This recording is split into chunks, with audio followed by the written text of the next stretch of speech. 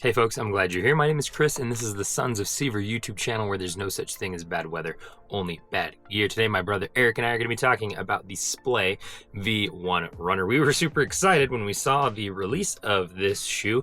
We actually weren't behind the scenes on this one at all, so we didn't receive it early or anything, and that's why it's taken us so long to get this review out to you. We wanted to make sure we put a lot of miles on these things and abuse them quite a bit before we let you know whether or not we can recommend them. Eric and I are going to bounce back and forth talking about our likes and our dislikes of the V1 runner, as we've both worn it for about 100-ish miles of running. If you want to skip around to different parts of the video, there are timestamps down in the description. And if there's anything that we don't mention in this review that you wanted to know, make sure to let us know in the comments section and we will make sure to answer you. We wanted to let you know that we will be at the Barefoot Expo in Denver in May. If you're going to be there, make sure to flag us down because we'd love to meet some of you. But if you're not going to be there, don't worry. We are going to be doing so much content while we're there. It's going to be as if you are attending as well. If there's any specific things you want to see while we are there or specific questions you want us to ask companies that are going to be there, let us know down in the comments section. But for now, I'm going to pass things over to Eric to kick us off with his first like of the Splay V1 runner. All right, so I'm here in Florida on a work trip. Not gonna be in my studio for this one, but I'm pushing through with the info anyways. The things that I really like about the Splay V1 runner.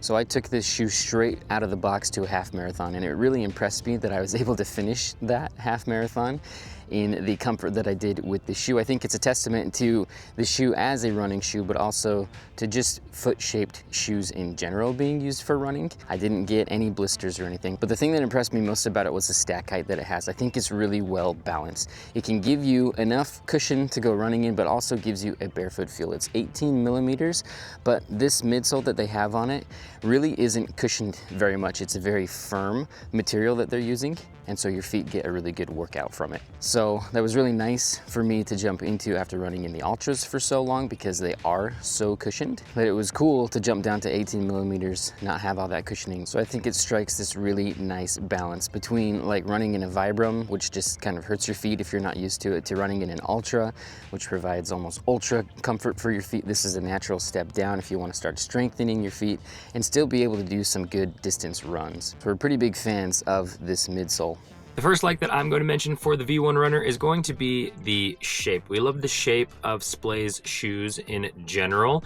This, though, I will mention, is not quite the same shape as some of their other offerings. They are getting pretty consistent. The 101, the street style slip-on, and the Rev all seem to have the same shape and makeup. They've got those rubber bumpers. This is obviously going to be a little bit different because it is a running shoe, and the shape of that toe box, while it feels just as wide, does seem to take on a little bit of a different shape. Regardless, I think that the best comparison I can make for the shape of this is going to be to a company like Altra. It's very, very foot shaped and feels really good while you're running. So another thing that I like and I think is cool about these shoes is the materials that they use to make them. So you've got nylon and suede, the very classic materials. There aren't a lot of running shoes being made out of that now, because the materials are so technologically driven. They want to be breathable and pliable. And these ones aren't quite that, but I do think that they're durable. So the uppers on these are holding together pretty well. Another thing that material did for me was provide a comfortable running experience through the winter. Because they don't breathe so well, they actually did a good job as a winter running shoe, and that's when I put that 100 miles on them. If you watched our vlog of our half marathon for Thanksgiving, Chris wore the Escalantes and he mentioned his feet feeling a little bit too cold. Those things breathe really, really well. But with the V1 runners, my feet felt just fine. So obviously it's a little bit of a double-edged sword right there. They provide a really good experience running through the winter, in my opinion. The next like that I want to mention when it comes to the V1 is going to be the performance of the traction pattern. It's actually surprisingly grippy. Obviously, in all of the normal conditions you'll see while wearing a running shoe, this thing is going to perform fantastic out on dry roads, even a bit of gravel, and even if things are a little bit wet and damp from rain, they're going to be fantastic. But I was surprised while I was wearing these at work one day.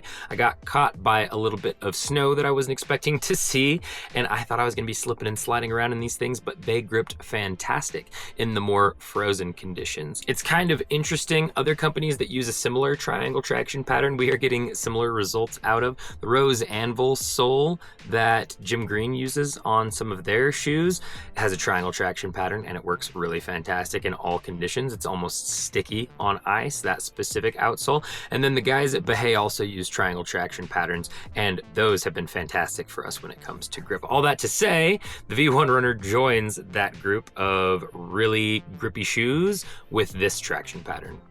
Something I like a lot about these shoes that I wasn't expecting was I love how firm the midsole is. Usually with traditional running shoes, you get these big, chunky, squishy midsoles that make you really unstable. These ones are so firm that they don't make me feel unstable. In fact, they squish so little that I actually like lifting weights in these. So I'm gonna put up a little bit of a comparison on the screen now between me lifting heavy in these and me lifting heavy in the Teardrop Zero. There is no squish in the Drop Zero. There is very little in this midsole on the V1 Runner. So something a little bit cool about this shoe, a little bit unique when it comes to running shoes in general, and it makes this shoe quite a bit more versatile in my opinion. You can wear it out because it looks good. You can wear it to lift because it's got a firm sole. You can wear it to run because it's got pretty good running characteristics. So I think their versatility can be taken in a slightly different direction as well. So with this work trip that I'm on in Florida right now, the V1 Runner was the only other shoe I brought besides my shoe that has to go with my uniform. And I really love the way that they fit in a bunch of different situations, in that they look like an awesome classic sneaker. They look kind of like a New Balance, right? So they're nice just to wear casually to go out to dinner or just to go walk around town. But then you can also use them in the gym, and you can use them on a run. So this park that I'm in right now is 3 miles from my hotel, and I used my V1 Runner to get to the park. So I think if you're looking to travel light on a short weekend trip or something, but you have a lot of different uses that you need your shoes for, this is one that can cover you.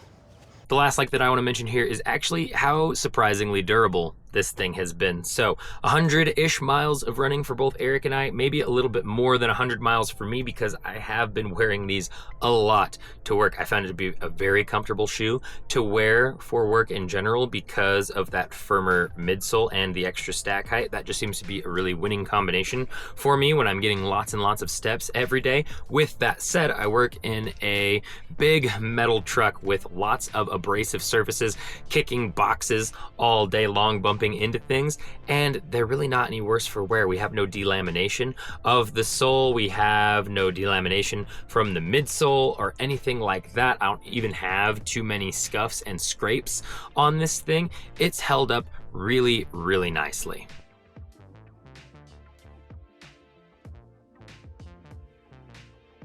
With our likes of the V1 Runner out of the way, it's time to get into our dislikes, but first I want to let you know there is a link down in the description that'll take you over to the Splay website if you're interested in checking this shoe or any of their other models out. There's also a discount code down there that you can use at checkout that will save you a little bit of money. So if you're interested in checking out Splay, make sure to use that link and make sure to use that discount code as well. It helps us out a lot. In order to get the most out of your barefoot shoes, we always recommend you get a pair of quality toe socks, and Creeper's toe socks are our favorite. They have the best mix of durability, comfort, and versatility that we've experienced over the 20 different toe sock brands that we have tried so far. We love these for everything. I love them for running. I love them for hiking. I love them for summer, spring, fall, winter. All of the seasons they work really, really nicely for. They hold up really well through all of the abuse that we put through them, and if you use the link down in the description to get over to their website, it will auto-apply a 10% off discount code for you at checkout.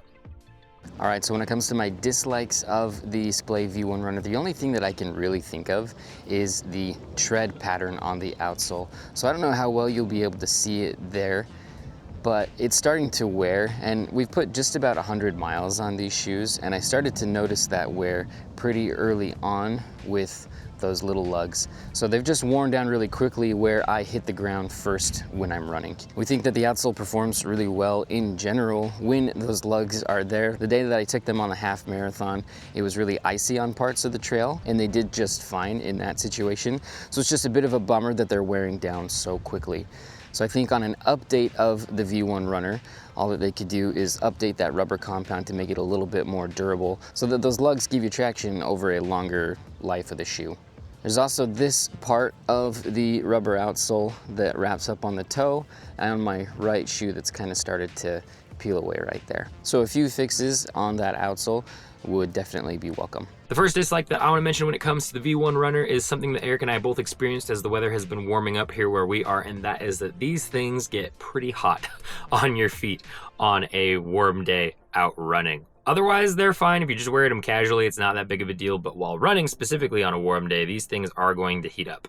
The only other dislike that I have for this shoe is going to be that for a running shoe, the materials that they used are a little bit uncomfortable. Now, I want to say that the shoe is not uncomfortable. I could wear this thing all day. Like I said before, I've worn it at work a lot and it's been totally fine. But when it comes to like a performance running shoe, the materials that they use seem to be a little bit restrictive, for lack of a better word. What I mean is that this shoe doesn't really like stretch like an air mesh shoe would, like an Altra would. We're used to the Escalante 4. We love that shoe for running as a barefoot running solution. And this thing does not stretch the way that that shoe does. That makes it just a little bit less comfortable overall. Again, the shoe itself is not uncomfortable. I would just say that the materials in certain situations are a little bit restrictive.